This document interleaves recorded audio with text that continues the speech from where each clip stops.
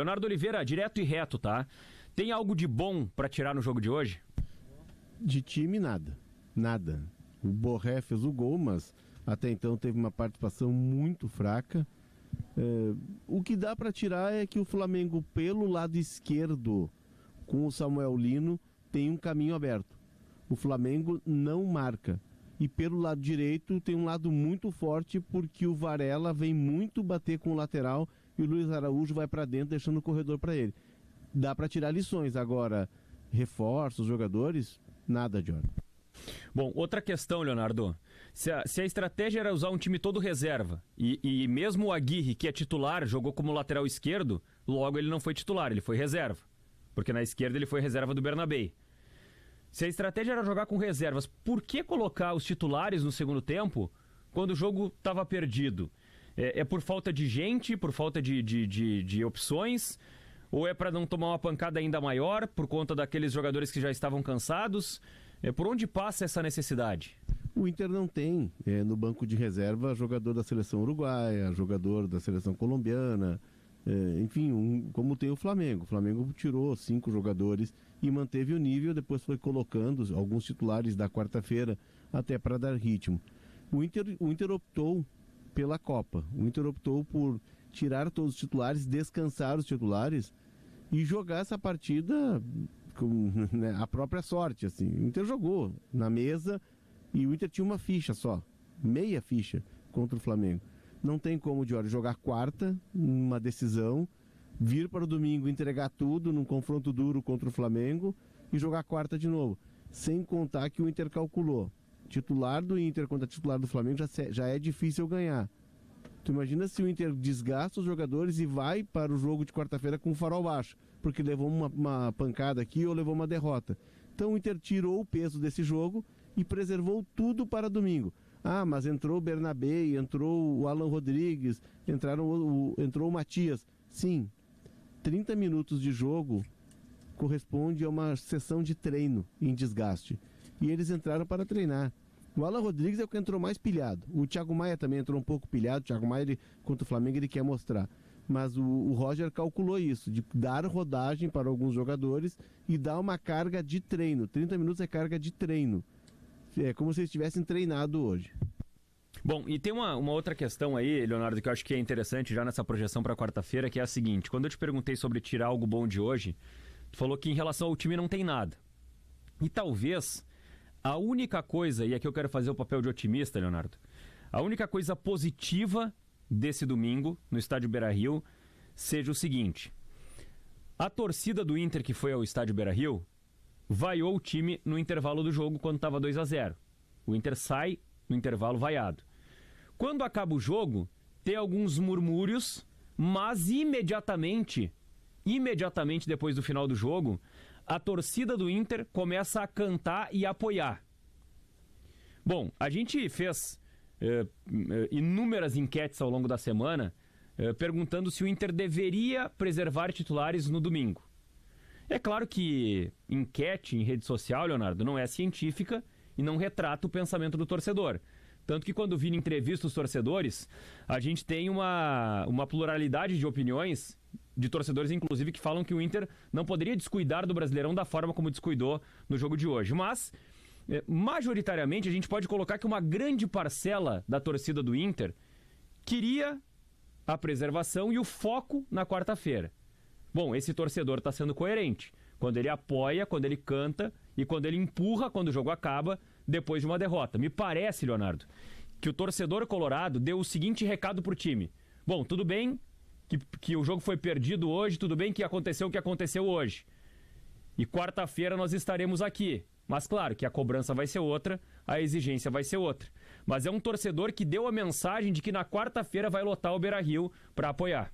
Vai lotar o Beira-Rio e o Inter precisa estar preparado para o que virá depois desse jogo. Vamos bater na madeira aqui, tá? Em caso de eliminação. O torcedor está apostando tudo, assim como o Inter está apostando tudo nesse jogo. É o jogo da temporada do Inter. Porque depois restará buscar vaga. E a vaga é aquela situação. Pode ser G8, pode ser G6, enfim, vai depender muito do andamento das Copas para que se saiba quantas vagas terá na Libertadores. O Inter está apostando tudo e o torcedor também está apostando tudo. E aí tem um risco nisso. O torcedor lembra muito do jogo do River, né, em que o Inter tinha uma inferioridade ali contra o River era o time que tinha investido muito pesado naquela janela, vinha muito forte e o Inter conseguiu fazer a virada contra o River. Esse Flamengo é melhor do que o River, mas ele é um Flamengo que tem vulnerabilidade, sim. O monstro é feio, é grande, mas ele não é assustador assim ao extremo. Dá para encarar com estratégia, um jogo de margem zero de erro. O Inter não pode errar, o Inter não pode se dar o luxo de fazer o que ele fez hoje. O time titular do Inter tem uma distância muito grande em relação ao time reserva. E o time titular tem Vitão, por exemplo, né? O Juninho, que entrou bem no lado esquerdo, o Vitor tá numa má fase, o Bernabé vai ter que ficar muito atento, mas é um jogador que preocupa também quando ataca. O mesmo não acontece com a Aguirre.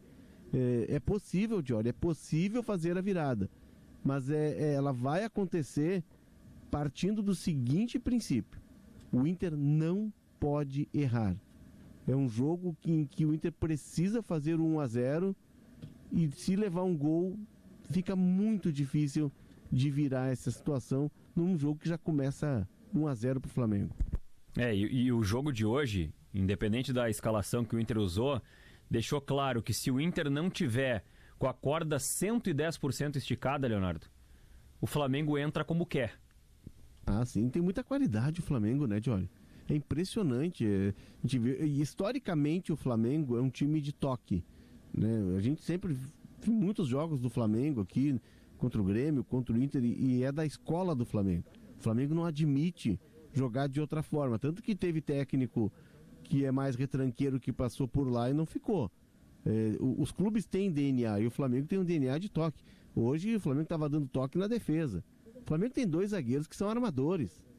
O Léo Ortiz e o Léo Pereira jogam, né, parece que jogam de terno na defesa. É da escola do Flamengo. O Inter vai ter que ter cuidado porque a saída da defesa vai ter que ser cuidada, a subida do lateral, do meio para frente, sobra qualidade. E tem um ponto que o Flamengo tem de vantagem em relação aos adversários. Quando cansa o Bruno Henrique, entra o Pedro. Quando cansa o Luiz Araújo ou o Plata, entra o Cebolinha. Quando cansar o Arrascaeta, tem o Carrascal. Aí, se precisar colocar um outro volante, tem o De La Cruz, tem o Saúl. A lista não para. Hoje no Flamengo é difícil pegar banco, né? E vão 23 pro banco, Johnny. Hoje o Vinha não veio pro jogo.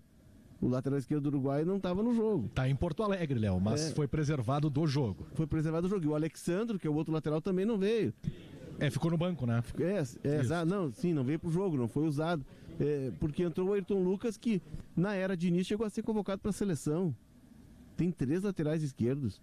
Então, assim, sobra muito esse Flamengo. Sobra muito e por isso o jogo do Inter é o jogo de fazer 2 gols ou de fazer um e levar para os pênaltis e entregar nas mãos do Rocher, como foi contra o River. Mas é o jogo do erro zero. O Inter não pode errar. 2 considerações a respeito do jogo de quarta-feira. Primeiro, Carboneiro trabalha de forma intensiva na fisioterapia para estar à disposição. Segundo, eu achei muito sugestiva essa ideia do Roger hoje, Jenner Valencia e Rafael Borré juntos, e depois, como lembrou o Léo, Ricardo Matias e Borré juntos. Será que o Roger não usou o jogo de hoje para treinar uma estratégia na eventualidade de, por exemplo, chega aos 30 do segundo tempo, não saiu o gol, tá 0-0. Coloca 2 pontas ofensivos e 2 centroavantes, como colocou hoje. Se ele fizer isso, a ideia já está treinada, tanto em treino quanto em jogo. O Matias entrou um pouco fora do jogo, hein? O Matias, ele entrou um pouco mais desligado. E é uma característica dele, ele precisa estar mais ligado, mais pilhado no jogo. O Rodrigo, eu acho que nem aos 30, viu?